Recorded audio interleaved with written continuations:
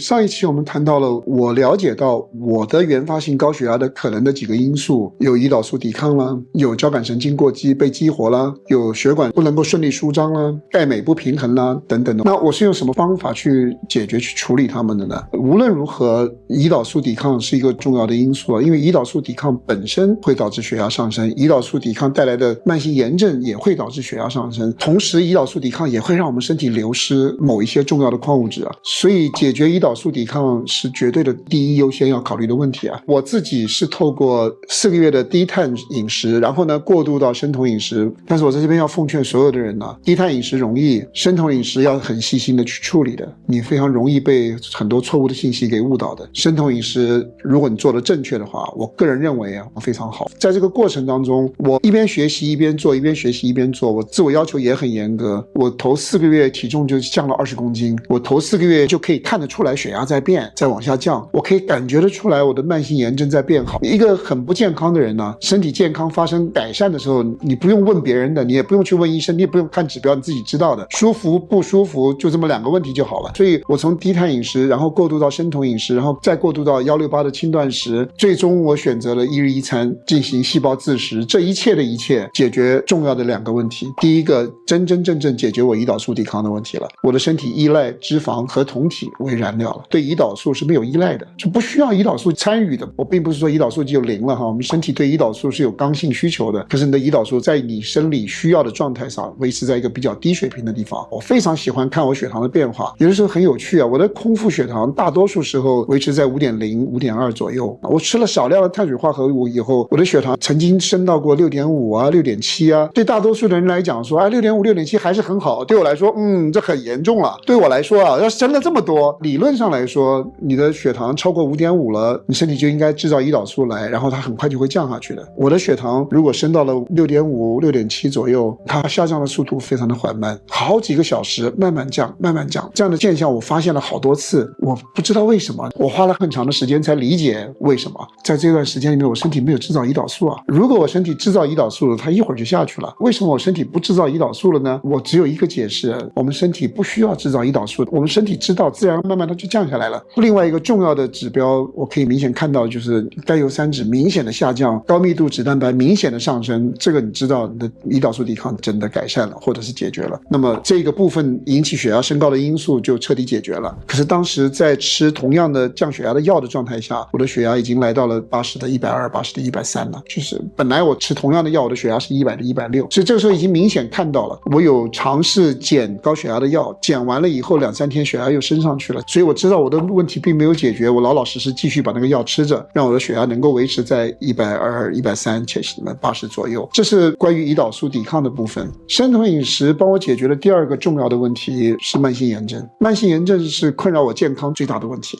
所有的慢性病都跟慢性炎症离不开关系。我在改变饮食之前，我有2个现象，不是大毛病，但是永远不会好的2个现象。一个是我的感冒永远好不了，小小的一场感冒大概要3个礼拜，好了几天以后再来3个礼拜，好了以后再来，没有一个医生可以告诉我为什么，也没有人可以解决我的问题，他们就告诉我说你的抵抗力太差了，免疫力太差了，就是如此。我的另外一个问题就是生口疮，我的口疮不是一小粒一小粒的生，是一片一片的生，那很痛苦的。这一整片慢慢好了，刚刚好完再生一片，有的时候我的口疮生在咽喉里面，你们可以想象那个痛苦啊。可是我跟大家说啊，我改变饮食之后，听清楚啊，立刻我改变饮食之后就没有再感冒了，我改变饮食之后就再没有生过口疮了，不是等了3个月，不是等了半年哦，这是让我自己觉得最不可思议的一件事情啊。我还没有开始生酮哦，我前面4个月只是比较严格的低碳水化合物的饮食啊，就会有这么大的改变，我简直是欣喜若狂啊！你知道吗？饮食上做了这么一点点的调整，我身体的转变就这么巨大。这个时候我下定决心，我要追到底，我要把我身体彻底搞好，因为我知道一件事，我身体有复原的能力，我找到因素，我找到原因，它就会恢复的，我充满信心啊！所以降低慢性炎症是另外一个非常重要的，可以帮助我身体降低压力、减少压力，这2个问题是立竿见影的，就可以看到明显效果的。那胰岛素抵抗的问题完了以后呢，我回过头去再去回顾我自己镁的补充剂是如何处理的。当时我已经知道了钙镁平衡的重要性了。那么显然从各种缺镁的症状来看，我身体里面钙镁真的是不平衡的，因为我又会抽筋，又会便秘，又会咬舌，就是各种问题在我身上都有，血压也高。在《镁的奇迹》这本书里面，它很仔细的告诉我们为什么我们人身体会缺镁。那很重要的一个因素是因为现在这个年代除草剂使用过量啊，全世界使用量最大的一种除草剂，中文叫做草甘膦，在不同的国家有不同的名字。美国叫做 Roundup， 它原本的发明是做矿物质的螯合剂的。当这种化学物质啊大量的撒在土壤里面去除杂草的后果是，这个土壤里面的矿物质啊没有办法被植物的根部吸收了，不仅仅被锁死，它在土壤里面就开始流失。大量用草甘膦这种除草剂的土壤，它所种植出来的作物都缺矿物质。什么样的作物需要大量的使用这种除草剂呢？转基因的作物。所以我们看转基因的玉米、转基因的大豆是最普遍的。食物里面的矿物质最大的来源是动物肉类的食物，动物的血液里面有很丰富的矿物质，所以我们就相信我们就吃肉吧，吃猪血吧，我很喜欢吃猪血，吃猪肝吧，吃牛肉吧。可是后来我们才明白，我们今天吃的牛肉，今天吃的猪肉，他们吃的饲料全部都来自于这些转基因的作物的，而他们的转基因作物里面这些矿物质是严重缺少的。所以如果这些动物它自己体内的缺少矿物质，我吃它的肉，我拿矿物质哪来啊？再加上我们吃的植物，我们吃的蔬菜，各方面土壤里面的营养都在流失，所以这是一个我们现代人缺矿物质一个很重要的原因啊。为什么缺镁缺的特别厉害？根据《镁的奇迹》这本书上解释，现在的人绝大多数的人身体都缺镁啊，跟大批量使用草甘膦这种除草剂是有关系的。然后我们补充镁的补充剂的时候，由于吸收率太低，由于粒径太大，最后的结果导致我们细胞的利用率过低。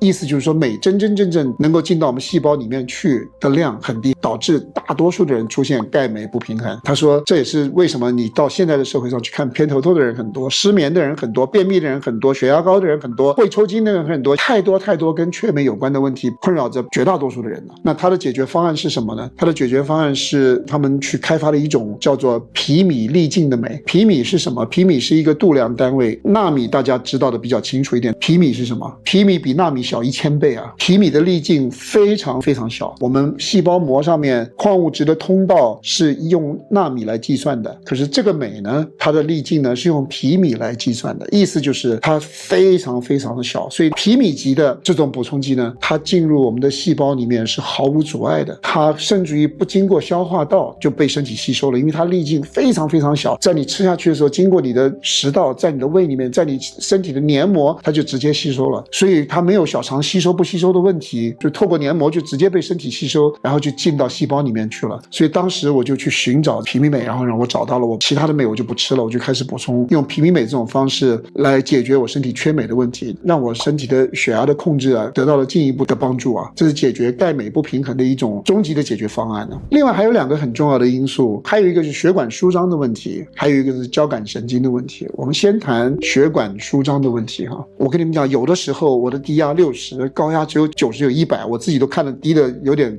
让自己觉得不可思议啊。我告诉你们，就是因为我寻找到了血管舒张的重要的线索和做法。19世纪末20世纪初的时候，科学家们就相信有一个因素，他们叫因子啊，因子就是一个因素，有一个因子是可以促进血管舒张的，但他们不知道那个因子是什么，一直找不到，一直到如果我没有记错的话，应该是1998年诺贝尔医学奖颁给了3个教授，他们发现了这个血管舒张的因子，叫做一氧化氮。这一氧化氮是我们血管舒张的最重要的一个因子，我跟各位稍微解释一下，因为这个对我来说太重要了。一氧化氮呢，为什么那么长时间100年呢都没有找出来这个因子是什么？我们血管内皮细胞会制造一氧化氮的，当我们血管的内皮细胞把一氧化氮制造出来的时候，它的半衰期只不到2秒钟，1秒多钟就没有了，所以它的半衰期这么短，你没有办法检测，探测不到啊，所以科学家花了很多年的时间都找不到它，因为我们内皮细胞制造它完了就没了。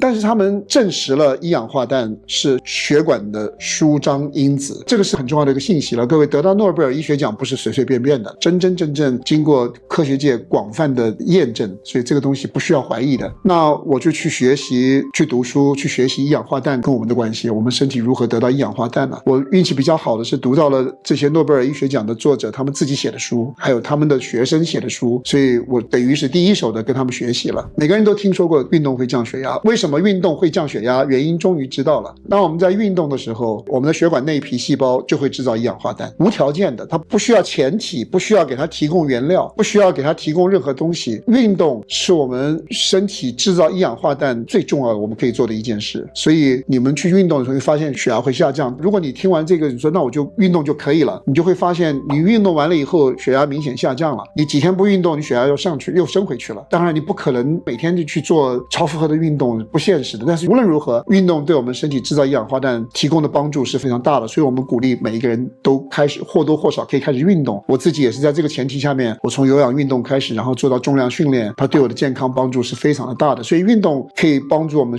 制造一氧化氮，控制血压有帮助的。另外呢，这些教授的实验室里面呢，他们写的书里面同时告诉我们一个很重要的事情，就是我们身体除了运动之外，我们身体制造一氧化氮还有2个很重要的通道。这2个通道在我们身体里面制造一氧化氮各占了 50%。 一个通道是我们血管的内皮细胞有了精氨酸，精氨酸是一种氨基酸，有了精氨酸作为前体之后，我们的内皮细胞就会制造一氧化氮。那有很多人听到这里会认为说，那我就去补充精氨酸吧。但是精氨酸在我们的胃里面消化也好吸收也好，它的半衰期很短，所以我们真正补充精氨酸呢效果不好。有另外一种补充剂叫做瓜氨酸，如果我们吃了瓜氨酸以后，我们身体会制造精氨酸，在体内转化成精氨酸，然后这个精氨酸可以给我们的内皮细胞提供原料，就是前体了，制造一氧化氮。但是很大的一个但是，前提是你的内皮细胞必须是健康的，完整而健康的。什么人的内皮细胞不健康受损的？血糖高的人内皮细胞受损的，血压高的人内皮细胞受损的，抽烟的人内皮细胞受损的，喝酒的人内皮细胞受损的。你们听听看，像不像你？像不像我啊？我们这一群人，即使你食物里面有瓜氨酸，这个通道不会出一氧化氮，不会有产出啊，因为我们的内皮细胞受损了。所以其实大面积的人内皮细胞都受损了，尤其是血糖高的人呢，他抽香烟的人直接损害内皮细胞啊。所以各位，原发性高血压一点都不原啊，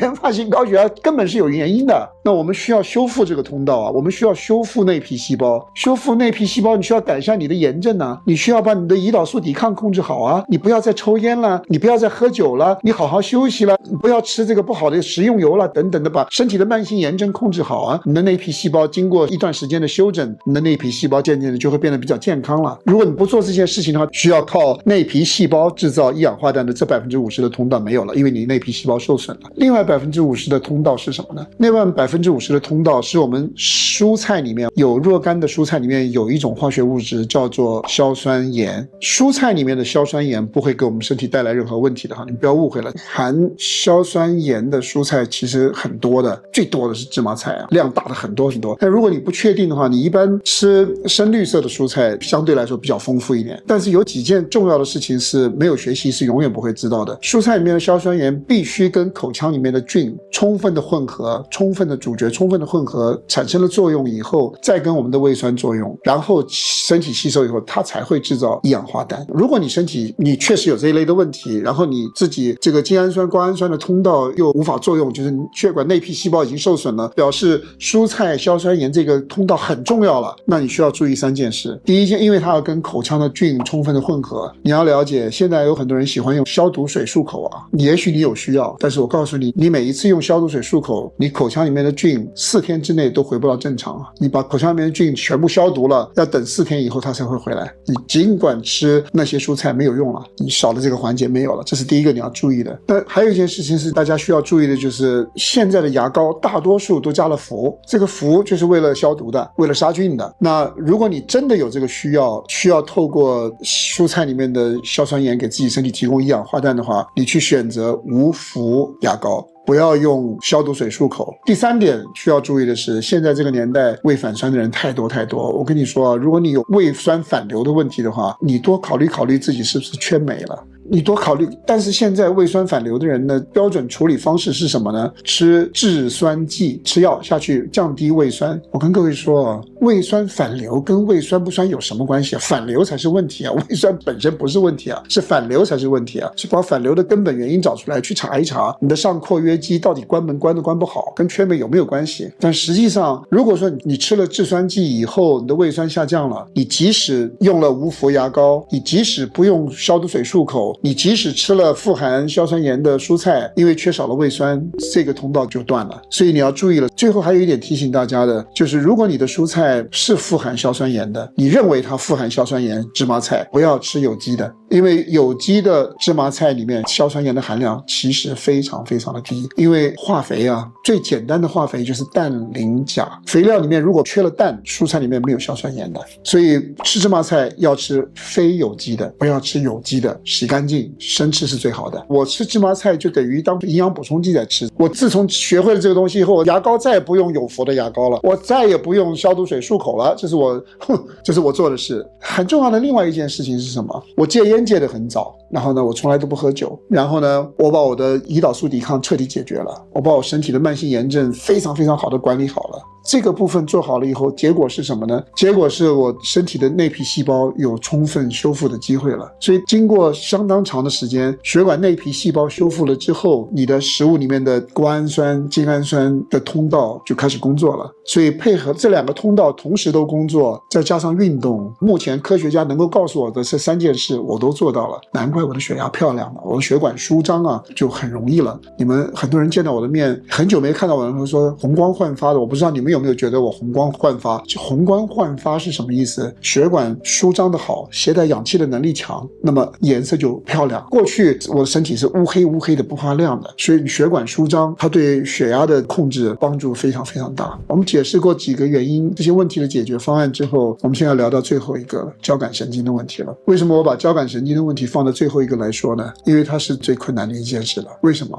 因为现代人的生活压力真的很大，现代人的生活压力来自于各方面的压力。你仔细回想一下，跟农业社会的人比较起来的话，我们现代人的生活压力是非常非常大的了。那压力越大，交感神经就越被激活。交感神经是需要我们去关注的，减轻压力、减少压力，睡眠要好是很重要的。可是这个部分，我给任何人做了建议以后，每个人只能说，那我量力而为吧，因为有很多事情是被动的，不是主动的。那我自己呢，透过运动可以帮助我休息。我的睡眠品质，因为我现在68岁了，我睡眠的时候，因为我喝了镁，它对我的睡眠是有帮助的。镁对放松肌肉很有帮助，所以如果不容易入睡，喝了镁以后会帮助我比较容易入睡。我还补充了褪黑激素，褪黑激素会帮助我入睡。听清楚，它帮助我入睡，它不能够帮助我睡得很久，但是它可以帮我入睡。所以我喝镁，我吃褪黑素，它可以帮助我入睡。人呢，要进入深度睡眠呢，很重要的一个维生素叫做维生素 D3 啊。现在人缺维生素 D3 也是大面积的，所以缺了维生素 D3 的人不容易进入深度睡眠。要知道深度睡眠的重要性啊。这书本里面说，像我们人在深度睡眠的时候，我们的脑的体积啊会缩小 30% 啊，脑细胞会缩小 30%， 然后脑里面脑液体啊会被挤出来啊，把里面的水挤出来啊。这是我读书的读到的。深度睡眠是我们的脑真正在恢复修复的时候，脑才这个时候修复啊。深度睡眠很重要啊，缺少维生素 D3 的人不容易得到深度睡眠。这些事情我都做到了以后呢，我的睡眠勉勉强强能够维持6个小时，非常久了，非常多年了。后来我试图解决这个问题，现在在我的饮食里面增加了一个营养补充剂，我的睡眠现在可以达到6个半到7个小时。你们不要小看多了半个小时到1个小时的睡眠啊，对我来说那是弥足珍贵的睡眠了。交感神经的事情很抱歉，我们每个人遇到的挑战都不一样，你要如何减轻你自己的压力，什么事情对你重要，什么事情对你不重要，我没有太多的东西可以帮助大家，祝你们好运了。所以到这个程度呢，我把我自己如何解决我的原发性高血压的几个解决方案跟你们大家分享了，就是提醒大家一下，这个是我的解决方案，对于你适不适用，你可以自己拿去好好参考一下。透过这些解决方案，我过去的血压在吃高血压药的状态下，我休息的状态下，我的血压是100到160，我现在的血压在仅仅是吃了慢性肾脏病药的状态下，我的血压在不运动的情况下，大多数时候是在70到110这个附近徘徊。所以我希望我的这些经验和我的这些过程可以给大家提供一些宝贵的参考价值，如果你有同样的问题的话，你不妨尝试看。